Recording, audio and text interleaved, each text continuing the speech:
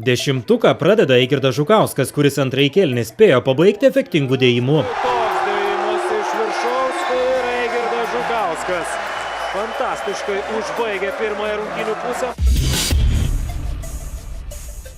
9 vietoje Tomo Dimšos skrydis po Luko Lekavičiaus perdavimo link Neptūno krepšio.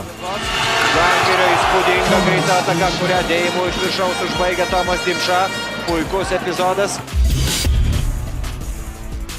Puikų periferinį regėjimą turintis Paulius Ivanauskas surado komandos draugą ir dešimtuke užėmė 8 vietą. Perdavimas ir dėjimas iš viršaus. Giedrius Staniulis. Na, kol kas galbūt ir gražiausias epizodas. Rainas Olanderis deda kairę ranką ir su komandos draugu šiltai įsitaiso 7 vietoje. Rainas Olanderis, oho! Pasiilgo Terno Butkevičiaus? Jis siunčia linkėjimus tiek jums, tiek ir Eigirdui Žukauskui. Žukauskas, Arno Butkevičiaus skrydis. Linksmieji vyrukai iš Pasvalio Maiklas Diksonas ir Aleksanderis Orijakė per beveik kiekvieneras rungtynes bando įrodyti, jog yra verti dalyvauti Beko LKL žvaigždžių dienoje. Orijakė ir Diksonas tiesiog kūrė šou.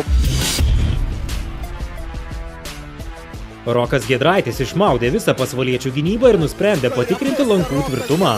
Lankas tvirtas, o Rokas dešimtuke užėmė 4 vietą. Ovidijus Varanauskas drąsus vyrukas, tačiau šį kartą teko rimtai nusvilti rankas. To kaltininkas Mindaugas Lukauskis ir efektingas jo blokas Utenos ekipos gynėjui.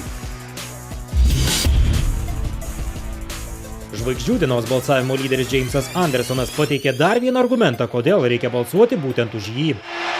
Pasimetė tarp varžovų žaidėjų vilniečiai. Roderikas Kempuras, niūniuodamas keturylį anei sniegas, anei liūtis, man nebaisios jokios kliūtis, deda kamuolį per Gediminą Aureliką ir tampa gražiausios sausio mėnesio epizodo autoriumi. Čia Aurelika dabar namo ir visa Ryto komanda tiesiog šiuo triuškinamu dėjimu